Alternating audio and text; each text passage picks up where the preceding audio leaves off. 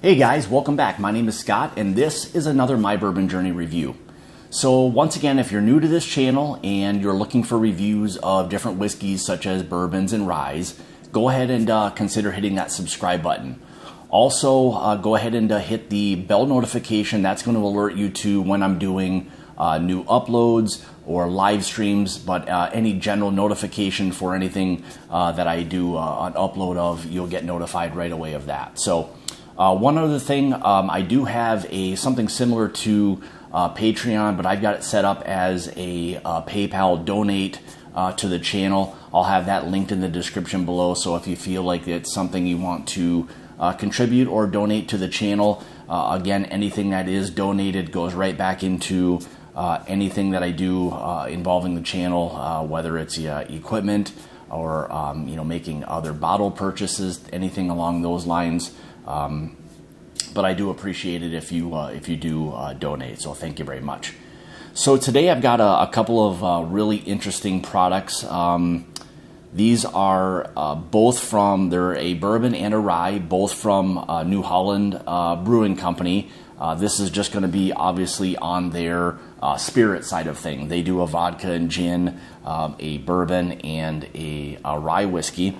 Both of these, as I'll kind of get into some things, they are both finished in Dragon's Milk, basically Dragon's Milk stout barrels. So the process would be the bourbon and or rye is produced. Then they take the beer, the Dragon's Milk, put it in those barrels, empty all of those, put the rye and or bourbon back in there, and kind of do a kind of a double finishing, so to speak. So kind of a unique and interesting process. I mean, the finishing process itself is not unique. There's a lot of bourbons and ryes that are finished. However, these are a little bit different because they're finished in what then held the Dragon's Milk stout beer. So that was kind of neat. So I'm going to start with the bourbon first on my right, your left, and the rye whiskey I'll follow up second to do those. I'll get into a little bit of the information regarding the mash bills and all of that here in just a second. So again, New Holland spirits, the bourbon and the rye. So why don't we go ahead and we'll kind of get into that. So first I'm going to do the bourbon. So again, this is an 80 proof or 40% ABV bourbon. Again, that's finished in the barrels that housed the Dragon's Milk stout beer. So I'm guessing most people have probably had that. If not, it's a fantastic beer if you like stouts and things along those lines. So mash bill on this was 70% corn, 25% malted barley, and 5% rye. So it's going to be a little bit on the sweeter side, eliminating some of the spice with the rye. So that's the mash bill on this. The price of this, from doing a little research, is in the $35 to $40 range. So why don't we get into the review of this, and we'll kind of go from there. So again, color-wise, you can see kind of a dark or light type of amber, maybe more of a dark honey type of color to that. So let's go ahead and we'll get into the nosing. So right away you're kind of hit with quite a bit of like kind of a butterscotch note to that. Definitely some vanilla, a little bit of light, kind of the light dark fruits. A bit of a nuttiness to that as well, kind of like a peanuts type of nose. Sweetness like a brown sugar or a burnt sugar type of sweetness to that. Little bit of alcohol you pick up, nothing too bad. Again, I mean, you're only dealing with an 80 proof bourbon, so you're not going to get a ton of heat on this. Yeah, kind of a little bit of a sweet corn. You do get or pick up that it was something that's probably finished. You can always pick up that note of a bourbon or rye that has some type of finishing, what type of cask it was kind of finished in. So you do kind of start to pick that up. I wouldn't, if I didn't know that it was finished in a bourbon, or excuse me, the beer barrels, I wouldn't necessarily be able to pick that up. But it is a really sweet nose. So let's get into the taste. Cheers.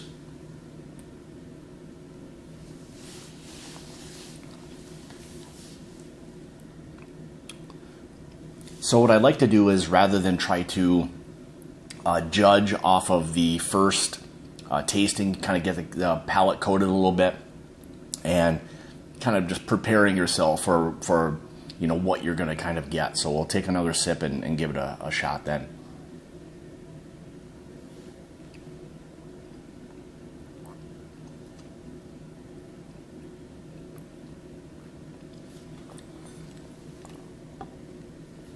So what I kind of pick up right away with that is there's a little bit of, you definitely get the finishing part of that right up front. There's some nuttiness, kind of like a peanut or some type of nuttiness to it. There is still the sweetness. There's that kind of the vanilla, the caramel. Not as much butterscotch as I got on the nose, but a little bit is there. But you definitely pick up the sweet finishing part of whatever this would be. I wouldn't have guessed it would have been beer. You still get more of a little bit of a wine type of kind of finish note to that, but a little bit of spice. I'm not getting a lot of spice, like rye spice. I mean, it's relatively low, only being 5% rye in there, so you're not getting a lot of the spices you'd get from even a medium or definitely a high rye bourbon. So, nice and sweet, very approachable. Something that if you wanted to mix this in cocktails, you could, if you were looking for something a little bit on the sweeter side. But to sit down and just kind of sip on something like this would be very approachable. Again, 80 proof. If you're getting into bourbons or ryes, anything along those lines, it's definitely something that you could kind of get things wrapped around, meaning it's very approachable, not a lot of heat, a little bit on the sweeter side, so it's not going to scare you off or anything like that. Now, for somebody who appreciates, higher proof bourbons, this might fall, a little bit lower on the scale, just because, with the high proof bourbons, you're getting a lot of, generally heat and flavor and all of that. Not to say this doesn't have the flavor or anything like that. It does. It's just not on that level. So again, they've done a really nice job with that. It's an interesting product. I like how they're kind of finishing these in the Dragon's Milk barrels. It kind of adds a little different twist to it. So, maybe what I'll do is, before I get into the rye, let me just add I'm just going to add 3 little drops of water and see if that does anything to the nose quickly. It just kind of sweetens it up a little bit. You get more of a sweet corn type of nose to it. Yeah.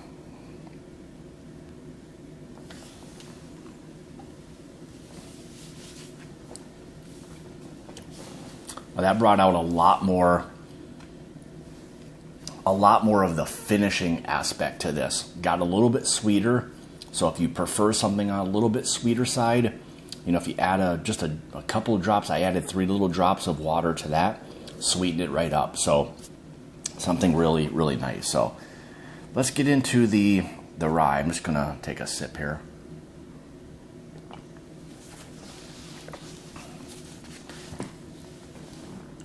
All right, let's get into the rye. So a little bit of information on the rye. So this is going to be an 88 proof or 44% ABV rye.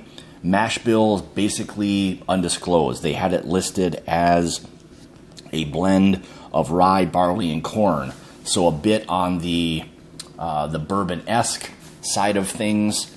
However, these are finished, I believe, in just American oak. It didn't say that it was new, so I think that essentially disqualifies it from becoming a bourbon. The mash bill itself was that of bourbon if it would have had 51% of corn. I don't know what the mash bill on this is, but we're assuming that it's at least 51% rye, then finished in the American oak barrels, and then finished with the, again, the Dragon's Milk stout barrel. So again, still something very unique and kind of interesting. So so this is one other thing was that this is a twice distilled product, then finished in the Dragon's Milk barrel. So that's again, you know, kind of neat, in the 53-gallon barrel. So they're barreling in the larger barrel. So very interesting. So as you can see, color-wise, pretty close to what the bourbon was. I mean, these are all NAS, so non-age stated. I don't know exactly the age of either the bourbon or the rye, but you know, I'm not exactly sure with that. Yeah, maybe before I get into the tasting, maybe we'll do a little bit of the nosing here. Yeah, so right away with the rye, you get a bit of a zestiness. Well, I kind of took a sip there. I got ahead of myself a little bit, but you get a little bit of a lemon zest, and you're picking up, to me, more of the finishing aspect of this rye. So you're getting a little bit of that rye spice that's there. Again, I don't know exactly what the mash bill is, but we're going to assume it's at least 51% rye, and then followed by the barley and the corn in whatever percentage is there. But get a little bit more spice on this, a little bit zesty. You're picking up that barrel, that oak is there a little bit more with this. It's a little bit on the drier side, but I do, in very little heat. So I mean, 88, almost 90 proof, still a little bit of you know, heat, not much at all. So it's still, again, something very, very approachable. But as it kind of sits there, or you're kind of picking up, and I'm kind of combining again now the nose and the palate, because I'm taking a sip too. So yeah, this is, you know, you get, and I do pick up the beer influence. I'm getting more, to be honest, with this, more of a little bit of like an IPA type of flavor to it. That's kind of interesting.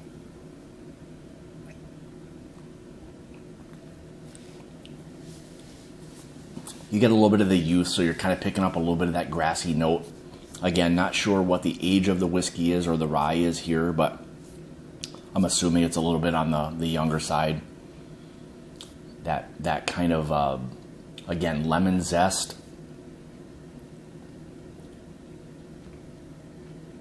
Still a little bit on the sweeter side. Yeah, a little bit of kind of a little bit of a kind of a caramel corn type of note to that. So, but again, I'm getting more of a finish, meaning whatever the, you know, again, aside from it being, you know, beer or whatever it may be, you're picking up that finishing process of again, whatever that is. So you do kind of get that. It sits there on that mid to back palate. Finish is probably a little bit more on the medium side, but I still pick up more of a kind of a zesty, like you know, grapefruity kind of IPA finish more than I am a stout beer finish. So, you know, that's something kind of interesting. One other thing I wanted to mention was there was a couple of other YouTube reviews for some guys at 21090. So it's the number 2 and then 10 spelled out, TEN 90, the numbers. So 21090 Brewing. They do a lot of reviews of beer, things that are finished in whiskey barrels. So if you want to check them out, I'll put a link in the description below. They do a really nice job with some reviews too. So I think they were looking at actually doing some stouts that included some of New Holland stuff. So if you want to go check them out, do that. But again, I think they've done a really nice job. I mean, you get a little bit of the youth on it. You know, pick up some good flavors. They're all approachable. They're affordable in that, $35 to $40 range. So I don't know what their full distribution is. I would assume they're a lot of, Midwest, being out of New Holland, Michigan. I would assume they're a lot of in the Midwest. But if you can find it, pick it up and try it. So, they've done a really, really nice job with a couple of these. So I guess with that being said, leave me some comments. I try to respond to as many of those as possible. That's one thing I really enjoy, is all the interaction with everybody. If you take the time to leave me a comment, I'll take the time to respond to it and kind of go back and forth. So that's a really fun part. Leave me a thumbs up, subscribe. Remember to hit the bell notification. Again, I've got the PayPal account, the donate portion set up. I'll have that again linked in the description below. So if it's something, again, you feel like you want to contribute to the channel, please do so. So anyway, with that being said, we'll see you next time. Cheers, guys.